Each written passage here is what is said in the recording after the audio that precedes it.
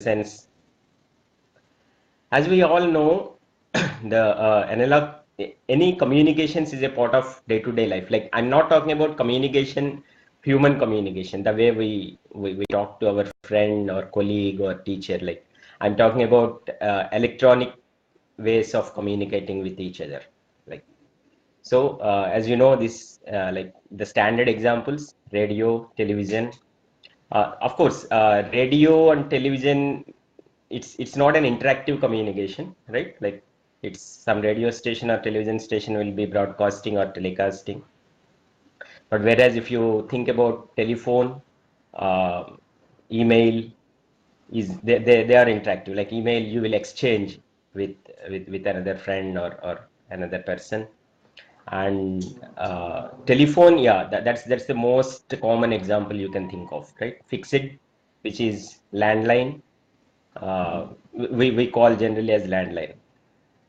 Yeah, and then mobile, we call it cell, which is a which is a bad word, like which is not a proper word to use. We call your cell, and like, yeah, it's a mobile phone to be uh, proper. And then, yeah, wireless LAN. So these are all the standard communication examples, right? I hope you agree. And then there is also another type of communication, like yeah. So let me put it this way. Say if you, okay, first let us look at this. ATMs. ATMs means automatic teller machines. Uh, so when you draw money from through your debit card, or when you use your credit card, you have to, like, there's some communication happens between the machine, and there is a centralized server. It checks your bank account, and then it lets you draw or buy a thing through your credit or debit card. And radar, so radar is like sensing whether a object is there or not. So radar can is don't think radar as only the surveillance radar, in the sense only that is used in defense, to detect whether an enemy aircraft is present or not. It can also be weather radar, which it's basically a kind of sensing, remote sensing, remotely sensing what's happening, or what is there at the other end. And as you all know, GPS, it's there in all your, if you have a smartphone, you have it here, you have it there, right? Global positioning system. And it's also like, we get signals from satellites, and then based on that signals, your phone will compute or calculate your position on the ground. And aircraft landing systems, uh, yeah, just a minute. Yeah.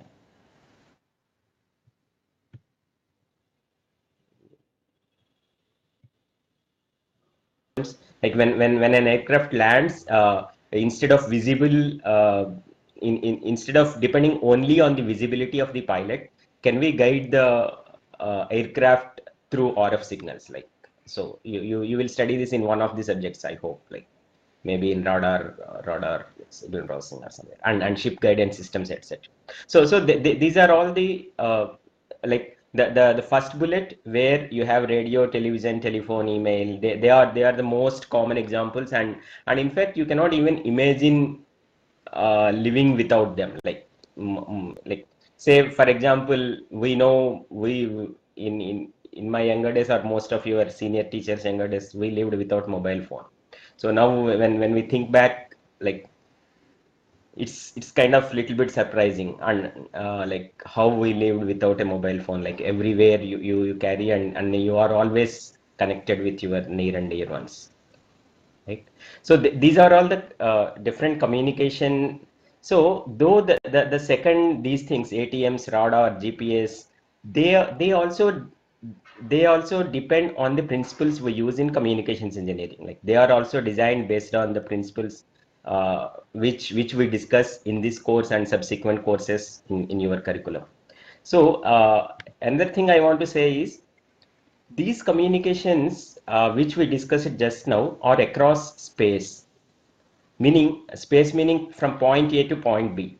Say from you, from me in Varanasi to from you in Kakinada, or Machilipatnam, or wherever it's Vizag, and or radio station, from your local radio station to your home, or whatever, right? So this is across space. Space in the sense, I'm not talking about the sky or something, like it's across point A to point B.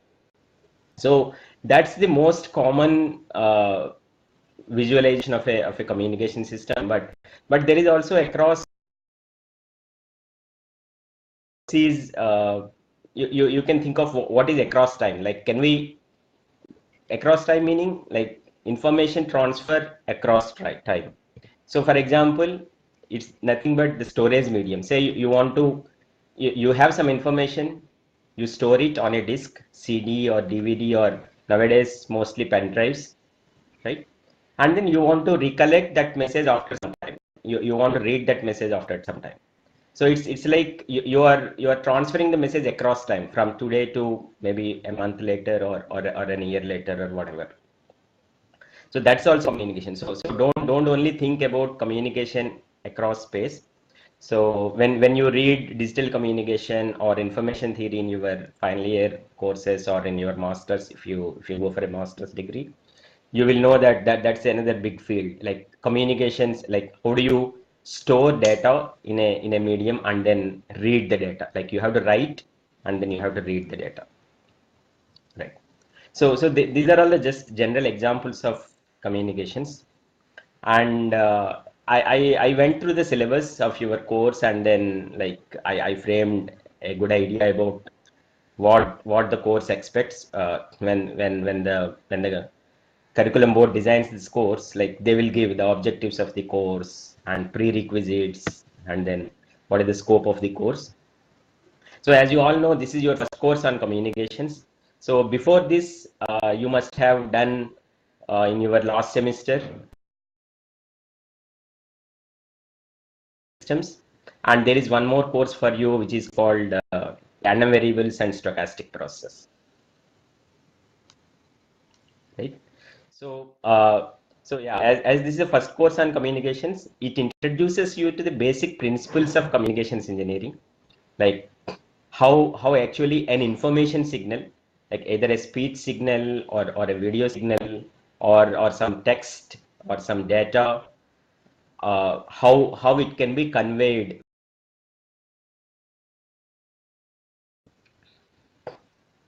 Uh, and yeah, so this course, if you look into the curriculum from a bigger point of view, like where it sits is it makes use of signals and systems, as I was just saying. Like concepts, from some of the concepts I'll just briefly discuss in one slide about these concepts. And then also we'll make use of random variables and stochastic process to a little bit, not fully, because anyway any communication system is inherently noisy. Like say whatever I'm speaking may not be exactly, you may not be able to reproduce at the other end. Like there will be some distortion, some noise. So how to deal with noise? First you have to model that noise. So for that, your subject which you studied, this random variables and stochastic process, would be useful. Yeah, so this is I don't say, yeah, it's a kind of prerequisite, but yeah, you can pick it up on the way, like as we proceed in this course. And then just I wanted to also give you the future, like in the sense, kind of motivation for you to pay attention to this course, in the sense. So after this, you will be having digital communications, maybe in the next semester or next to next semester. Uh, and yeah, so this analog and digital communications, along with signals and systems and random variables, gives you a solid foundation in communication engineering. Uh, if you want to pursue further or get into a career on communications or pursue master's degree and so on. And then I'm sure in your final year you have some electives. Of course, it depends on whether there will be they will be offered or not. Like, but you have these are more specialized courses like wireless communications, optical communications, etc. So my main intention in talking about these future courses is, hello, yeah. So about this future courses is that you get a bigger picture, and then you can plan something in advance, like if you are interested in this field. Anyway, you have to be interested just to pass, but I'm not saying about that interest. If you are really interested to pursue this field further. Uh, yeah, with that, about the books we will be following in this course, uh, as your curriculum says, the textbooks, the prescribed textbooks were the Stauben Schilling Principles of Communication Systems. It says, I guess, third edition, but I have fourth edition. I got a fourth edition now. It must be mostly same. Like, and there is another book by BP Lathi, which is very renowned. Like these two books are pretty popular and considered to be good books. Even I remember we following Top and Schilling, but that was second edition, I guess, if I'm right, in my BTech in Andhra University. And let me also tell you about these another two books. There is a new book, some maybe 3 4 years back it appeared. It's Introduction to Communication Systems by Prof.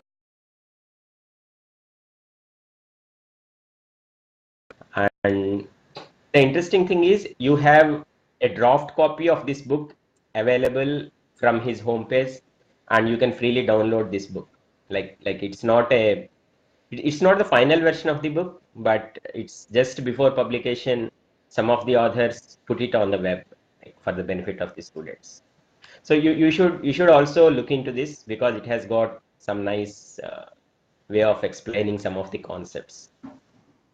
And yeah, the last book I mentioned here, it's given in your curriculum again. Like at the end of the course, if you see the reference books, it is one of the reference books. Well, and I had a like nostalgic feeling when I looked at this book. Like this is an excellent book on if you on which deals with the qualitative aspects. Like it won't explain you with maths.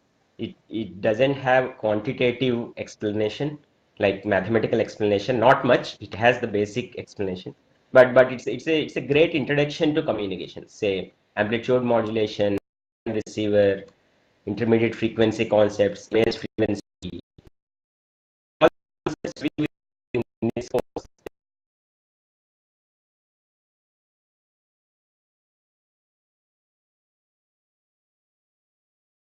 be reading, not only depending on the course notes or the slides sent by the faculty or whatever, right? And then yeah, so and another important thing is this most of these books have got MATLAB examples. For example, if you see Tauben Schilling, which is a standard book followed in, I guess, JNT UK, and BP Lathi, both have MATLAB examples, and also this Madhav book also has MATLAB examples.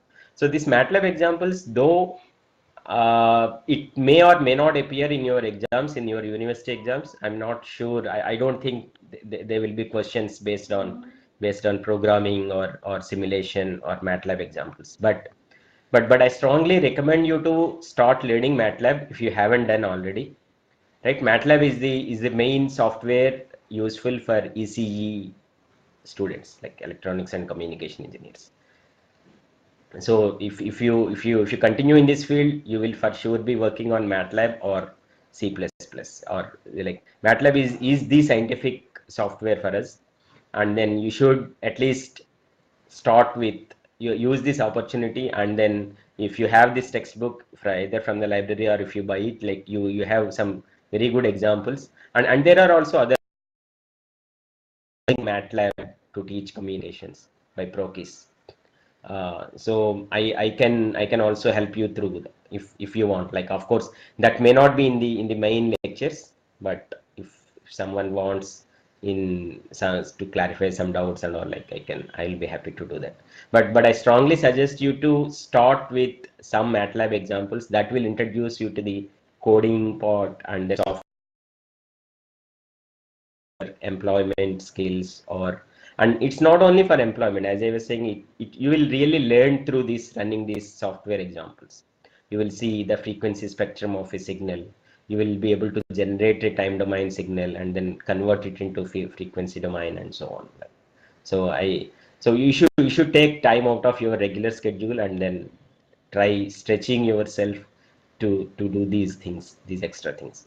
And as before I move from this slide, let me tell you once again that please keep reading books, standard books like this. In fact, I remember very well one of the Professor Bhaskar Ramurthy from JNTU Kakinada. He was a very renowned professor in JNTU Kakinada, and he taught us one subject when I was studying in Kakinada, Andhra Polytechnic. Like, he used to say, you should read so and so book for its poetic English, right? So that book is Radio Engineering by Terman. Like you may not need that, like you may not be knowing about that book. Frederick Emmons Terman, F.G. Terman, Radio Engineering is kind of considered as the Bible at one point of time for radio engineering, like amplitude modulation or analog modulation systems. And then he used to tell us that you should read at least for its not only for its technical details but also for its poetic English. Yeah. So I hope you find some time to read all these books. Try to determine whatever I'm listing here are friendly, user friendly, or what should I say, student friendly to read. So with that is the books. Mainly I will be following Tauban Schilling and BP Lati, and whenever I take any material, tell you that in that class, so that you can go on refresh. You can go and read that book. You'll get a good idea. You can come up with more questions too. Yep. So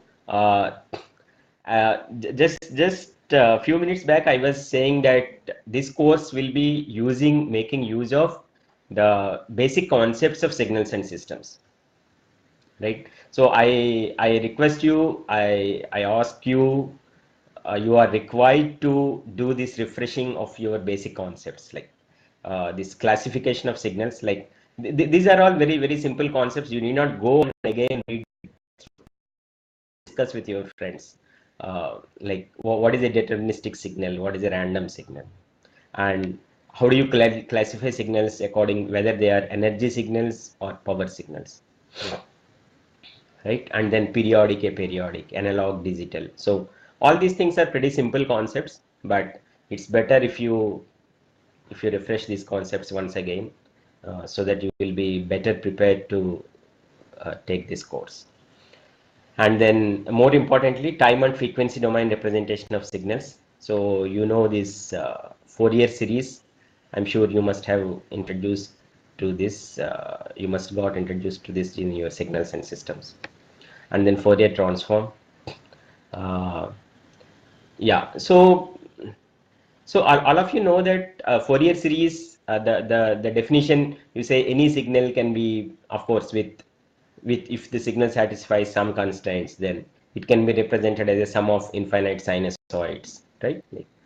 Uh, so have you wondered why we consider only sinusoids? So yeah, just think about that. Like why we talk about all the time about sinusoids or complex exponentials. Complex exponential is a sinusoid, right? E power j 2 pi f t is cos 2 pi f t plus j sin 2 pi f t or whatever, right? So that, like, this even like till recently, I faced this question in our class. I haven't taught signals and systems or analog communications, but one student, final year student, came to me and said, like, sir, why do we always think about sinusoids? Why not some other signals when we decompose a signal in the frequency domain? So that's an interesting thing to think about it. Like, so think on your own. What Yeah, we'll see it later. Like, we don't need that to answer that question for this course. I'm not saying that, but when you should be getting questions or thinking about these lines. That's about Fourier series and frequency domain representation of the signals. And then yeah, you should also know power spectral density, right? So power spectral density is a Fourier transform of autocorrelation of a signal, right? So you should revise these concepts. And then comes the systems part. What is a linear system? What is a non-linear system? And so mostly, so as you will see, you will know that say For example, we will be discussing two modulation schemes mainly in this course: analog modulation, sorry, amplitude modulation and frequency modulation. You will know that one of the modulations is a linear modulation, linear scheme. Another one is a non-linear scheme. So you should be knowing what is a linear scheme, what is a linear system, what is a non-linear system, and yeah. So it's more easy to deal with linear systems. You must be knowing that by this time. It's mathematically they are simple to analyze, and yeah, they have more of a simplicity. Whereas non-linear systems, though they may be powerful, but it's difficult to analyze them.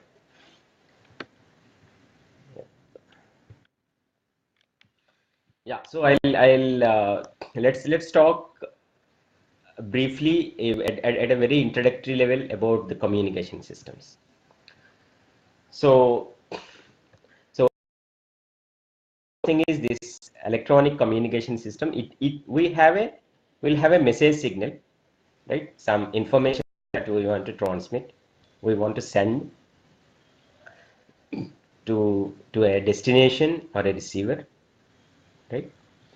Uh, so this transmitter, so here I simply put it as a transmitter, but the transmitter will have sub blocks. So I simply put it as one block, one entire block of transmitter, but the transmitter will have its message source, or the source which generates the information, and then that information gets encoded, or and it gets more important block of this transmitter is modulator. So what the transmitter does is there is an information signal, and it has to be sent through a channel. So we'll see what a channel is. Okay, maybe first talk about the channel. So a channel is a medium through which the signal flows from transmitter to the receiver. So what could be the medium? So you can readily give examples. One example is, just think about your landline phone. When you make a call, your voice signal goes via the copper cable, like the twisted pair, to the exchange. So there is a wire connecting your phone to the exchange. So that forms the medium in this case, or that is the channel in this case. So what is the channel? That the copper cable. And in case of your cell phones or mobile phones, what is the medium? It's the environment, atmosphere around you. It's a wireless channel. Like, there is no wire connecting uh, your mobile phone to your friend's mobile tower. We call it in layman's language the tower, base station. In technical terms, it is the base station, right? So, or in case of TV, cable TV, there is a coaxial cable, right? Through coaxial cable, your TV signals reach your home if you are using a cable operator. If you are using direct to home dish TV, then it's again via air, like via the space, free space or atmospheric, whatever. So that is the channel. So what is the function of the transmitter? So the transmitter has got the information signal to be sent, but that information signal may be in some form, whether a speech signal or a video signal or some text uh, to be sent, or like an email, or a data like the stock market rates, or some data about uh, then the transmitter has got a important module called modulator. So the modulator transforms or maps the information message into a form which is suitable to be sent to the channel. Uh, so that means the channel, we have to convert the information signal into a form which can be more efficiently transmitted, sent over the channel. So it does that transformation, it does that mapping from message signal to the signal which can be sent over the channel. So uh, yep. So that process modulation. So the entire course is on modulation, like the analog modulation. So we'll be discussing more about that in the subsequent classes. But just for the time being, you just accept it that there is something happens there, like, right? And yeah, when the signal is sent over the channel, in some suitable form to the channel. At the other end of the channel, there is this receiver. So the receiver receives the signal, but the receiver receives a corrupted and distorted signal. What do I mean by that is this the signal sent over the channel is distorted by the channel is ideal. Like most of these channels are, they have inherent distortion, in the sense some nonlinear distortion or attenuation. So our focus is also not on studying various types of channels. So you will study this atmospheric propagation in transmission lines and wave propagation, I guess. And yeah, so anyway, our focus is not on what could be. Yeah, we should be knowing what are the types of distortions. That's it. Like, we need not go in depth into what exactly are these distortions, and then how to avoid them. So whatever. So the receiver gets a distorted and a noisy signal. Why it's a noisy signal? Because of the thermal motion of the electrons, there is a thermal noise gets generated. You must have studied about this Gaussian noise in your random variables course, at least from a maths point of view. So right. So anyway, we'll discuss this. There is a unit for you in this course on noise modeling and how to analyze the effects of noise on analog communication systems.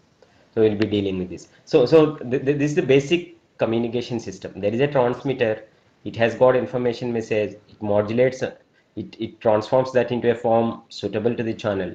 The channel kind of distorts the signal, not intentionally, but every channel is inherently has got noise and distortion, and the receiver has to. Yeah, sorry, I think I have to mention this.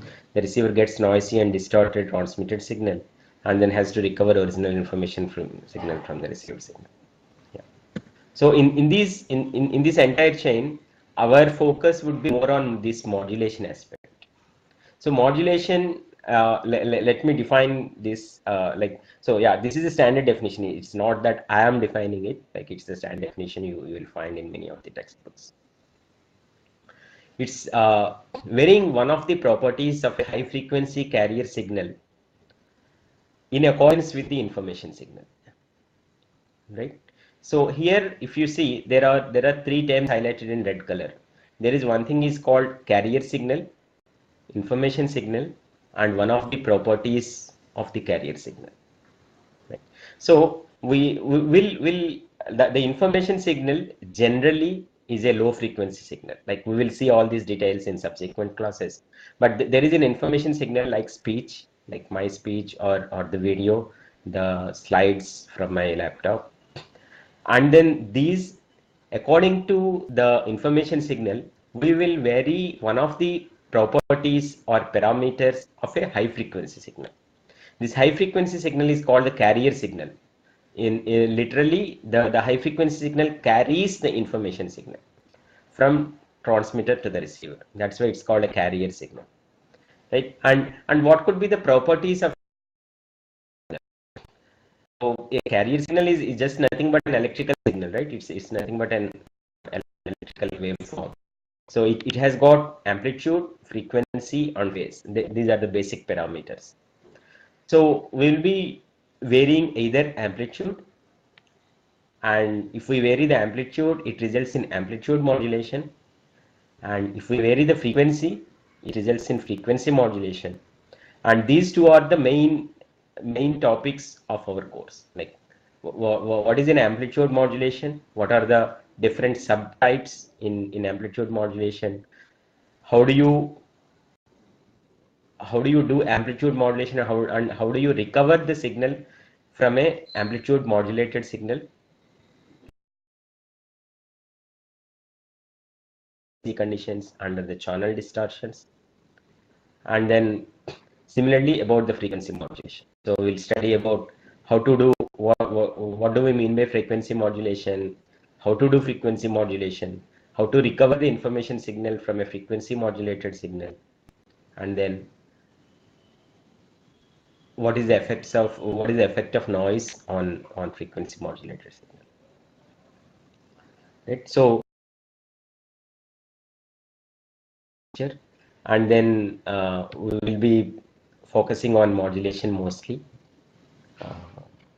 Yeah, yeah, and if you see your course title, it's called analog communications, right?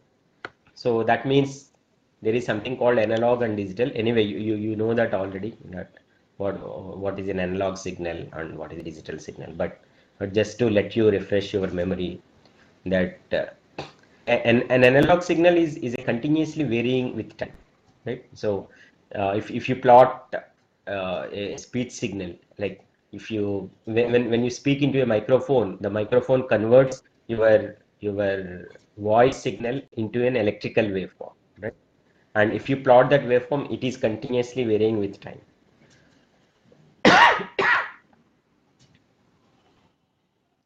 And yeah, so these things also you can do with MATLAB. Like you can interface a microphone with your computer. You can speak and you can record that voice and then show its waveform in using MATLAB, and then you can process. You can clip your voice signal, and you can you can play with your own voice signal with MATLAB.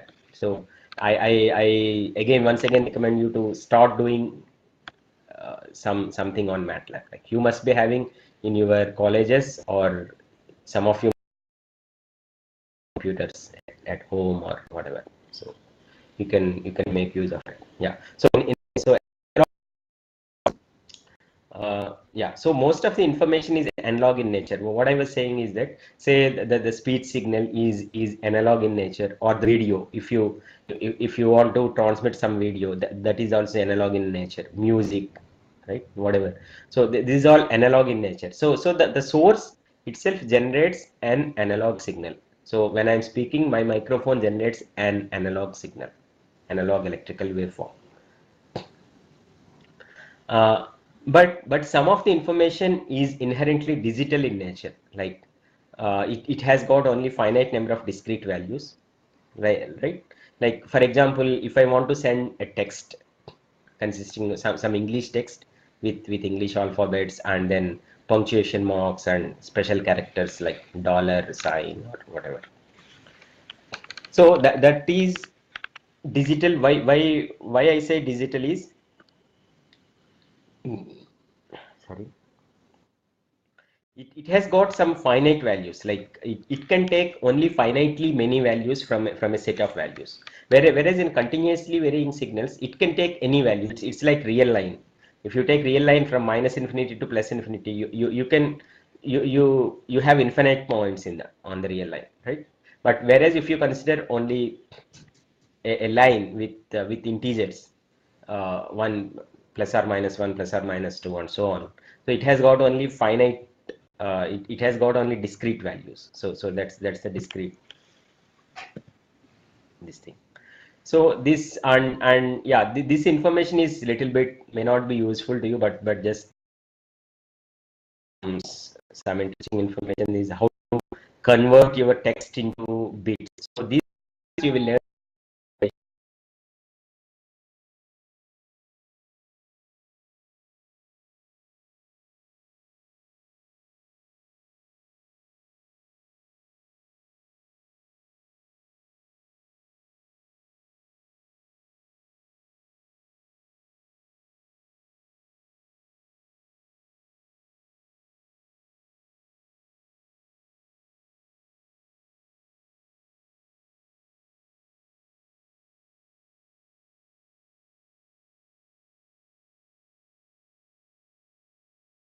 So the information signal is first converted from analog form to digital form, and then it is processed uh, in the digital domain, and then it gets converted into analog form before sending on to the channel. So all the waveforms that are sent over the channel are analog in nature. And like, okay, let me also clarify that we'll be focusing more on the channel which is the atmosphere, like which is the free space channel. Like we'll be talking about that a bit later, right? And then in digital communication, at the receiver, you receive an analog signal from the channel, and then you convert that into digital, and then you demodulate, and then so this here also the demodulation happens in the digital domain. You are converting, before demodulating, you are converting the received analog signal into digital domain, and then demodulating, and then to for the end user you will be giving again an analog waveform. So the main difference between digital communications and analog communications is, in digital communications all the processing happens in the digital domain, uh, and finally an analog signal is transmitted to the channel or the channel, and then as soon as we receive the signal at the receiver, we convert that back into digital domain and then do the processing again in the digital domain. So yeah, so here there is no such thing in analog communications, right? So there is no A to D and D to A conversions. It is straightforward.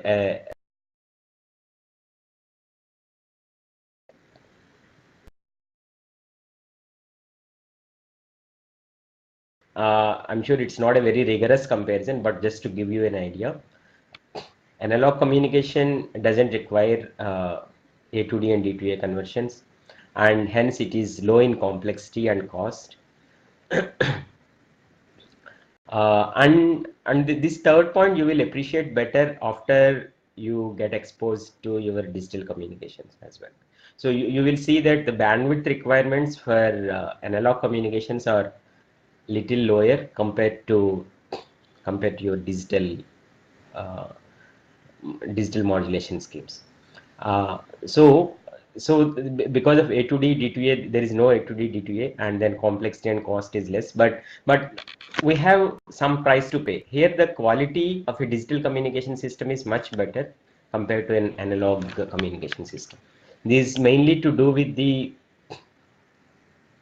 yeah. So this mainly to do with the noise immunity. Like it's easy to remove or reduce the effects of noise in digital communications, and also yeah. So you anyway, let's not go more in details about the digital communications that anyway you will study.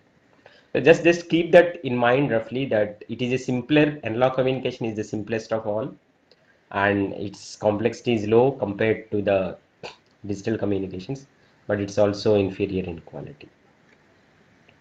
uh, yes, so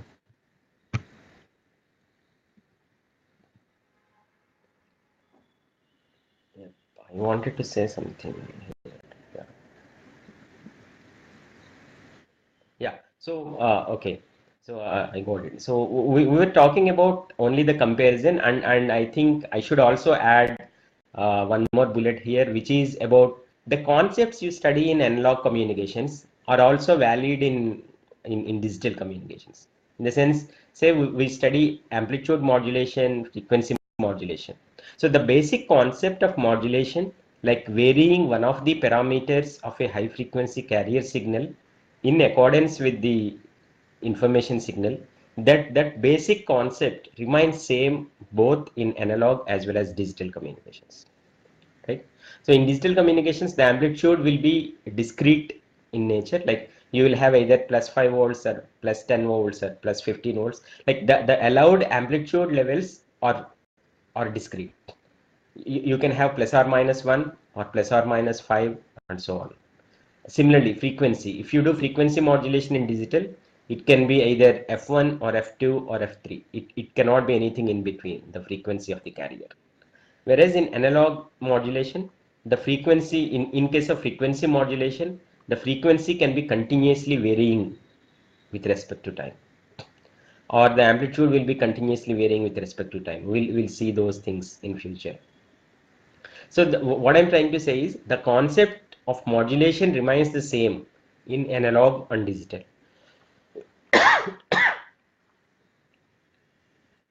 Whereas it is done in digital domain or analog domain, that depends on what system you are talking about, whether it is analog system or a discrete or a digital system.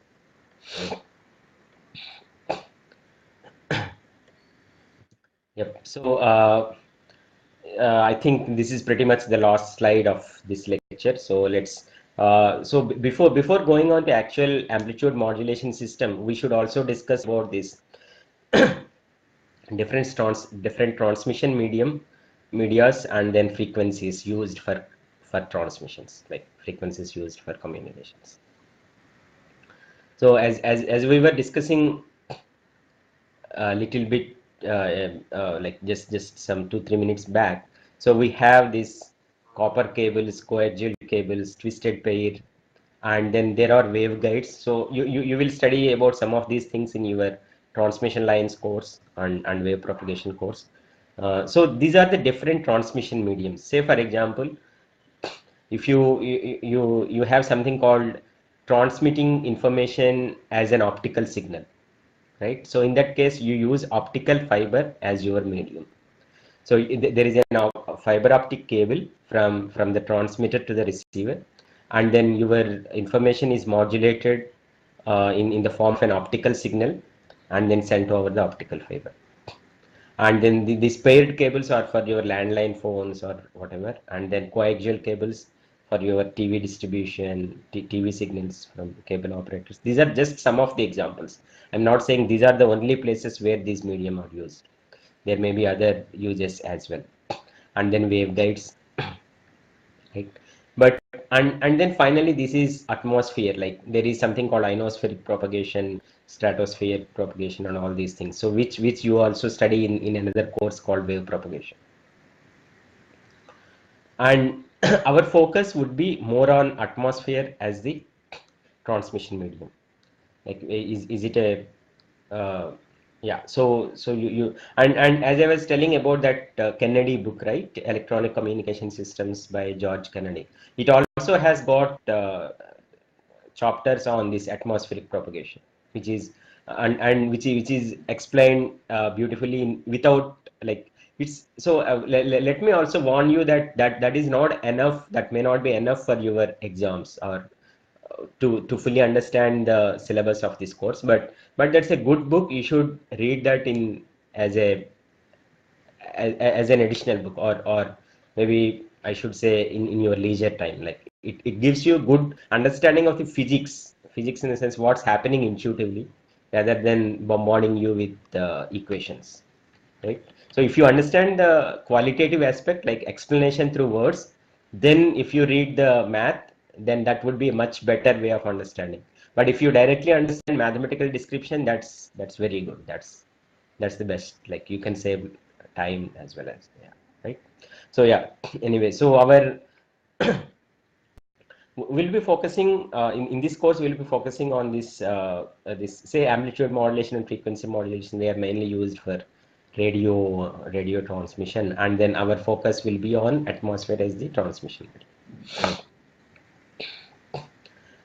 So when I say atmosphere, that means the signals, the carrier signal which was varied in accordance with the information signal, is radiated as an electromagnetic wave from an antenna, right? So that meaning there is, whenever I say atmosphere is the transmission medium, there is nothing like a wire connecting transmitter to the receiver. So it's a wireless propagation, right? It happens wirelessly. So it's the propagation through free space. Yeah, I shouldn't say free space. Free space technically meaning there are no obstacles, there are no reflectors, and it has got some characteristics like the received power decreases as 1 by 4 pi r square, 1 by r square, and so on. So it's not exactly a free space. There may be some reflections and refractions, but so that's more or less so. And then another important characteristics, whenever we talk about a wireless channel, or whenever we talk about transmitting something wirelessly over the air, right?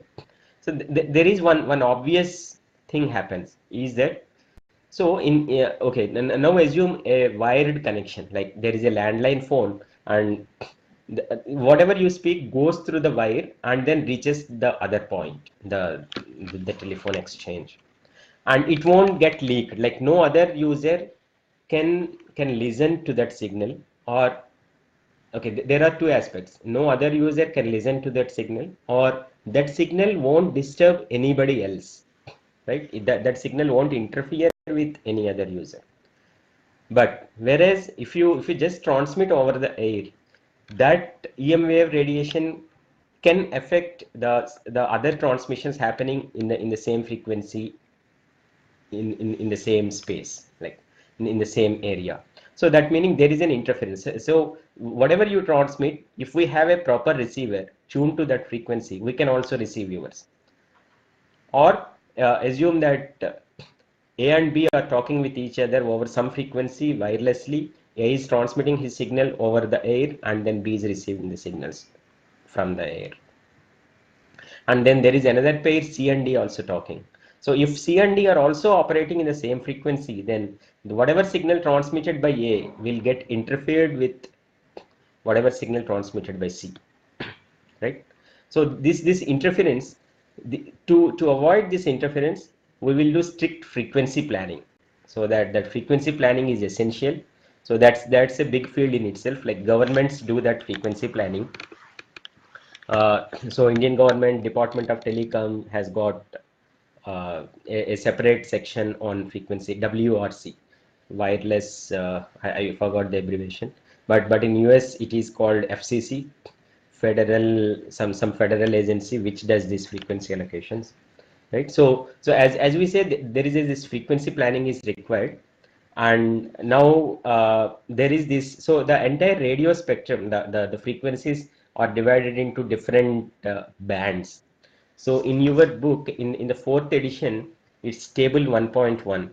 So I haven't listed all the frequencies here in the slide, because I picked up only the important ones, most relevant to our course, right? So but if you have Tauben Schilling, either third edition or fourth edition, or any other book, like on whatever the BP Lati or anywhere, you will find this radio frequency spectrum. What is it called? Say for example, let me see this. So 3 to 30 kilohertz is called very low frequencies. 30 to 300 kilohertz low frequencies. So uh, see, in my personal view, there is like, yeah. So it's important for you. Maybe in some of the interviews or even in exam questions it might be asked, but yeah. So but whatever I'm listing is only relevant to our course. So let's think about this: 300 kilohertz to 3000 kilohertz, like it's 3 megahertz, right? So this used for amplitude modulated radio and maritime radio. Why I highlighted this one is we will be discussing mainly about this amplitude modulated radio. And then 3 megahertz to 30 megahertz, these set of frequencies reserved for short radio, telephone, telegraph, and fax, for the duration of, and maybe a couple of others, but I picked up only the important ones. And then this frequency modulated radio, yeah, sorry, the next band, 30 megahertz to 300 megahertz, is for FM radio. So all your FM radios, Radio Mirchi and so on will be in this range. And then we'll see what are the carrier frequencies we will use for FM and all. So we'll do a detailed study of FM frequency modulation. And it's for air traffic control. So air traffic control in every major airport. Not in major, I should not say. Every airport will be having an air traffic control, and then police communications, etc. So I suggest you to look at the table. It's available in Tauben Schilling or any other book, just to know about what are the different frequencies. For example, the last frequency listed in the table is millimeter waves. So it's called millimeter waves. It's beyond it's around 30 gigahertz to 300 gigahertz. And it's not used till now, but now in 5G communications, people were planning to use this very high frequency. So which was unthinkable some 10 years back. So there are reasons why we do that. So that's what I'm trying to say is that if you get interested in communications, and then if you do digital and then wireless communications, then you will know all these developments. Like we are moving to 30 gigahertz communications, which is called millimeter waves, and then you will get lot of high data rates in your future mobile phones compared to now. But yeah, so this is about the frequencies that we use. uh, and then yeah, so yeah, I think I came to an end of this introductory class. So in the next class, we will be starting with the concept of, see, there is something called frequency translation, which is at the heart of all these modulation schemes.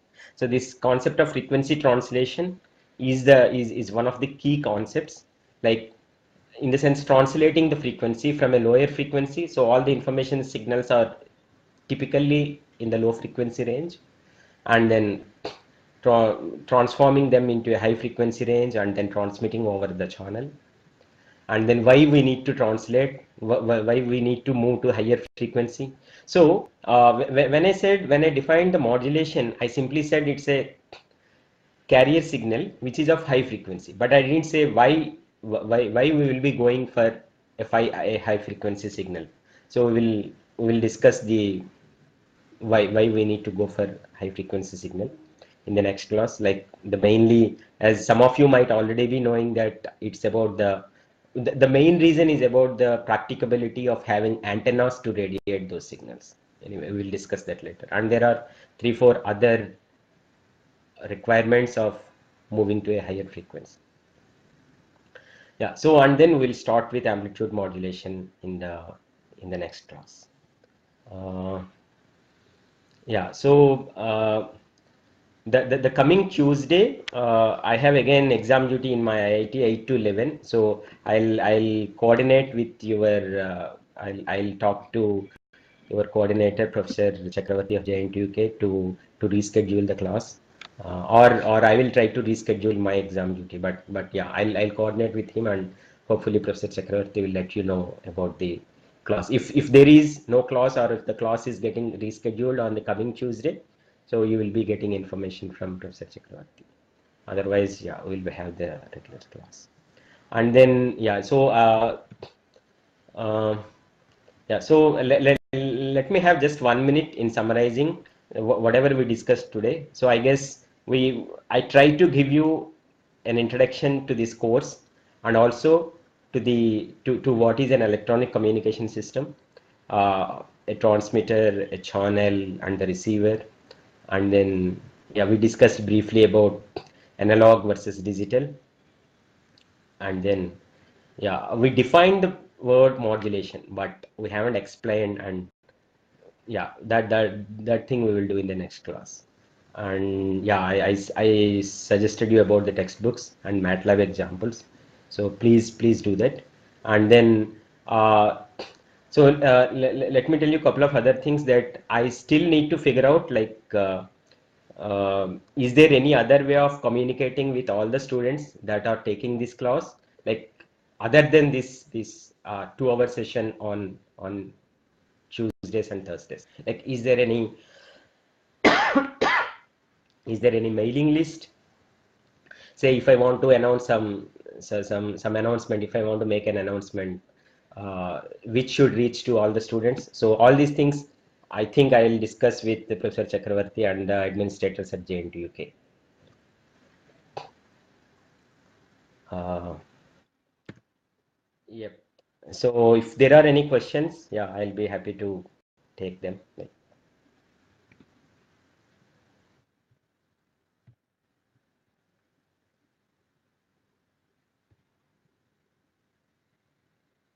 I'll discuss with how to interact equations or diagrams. So I'm still in the process of finding out which software or which tablet I should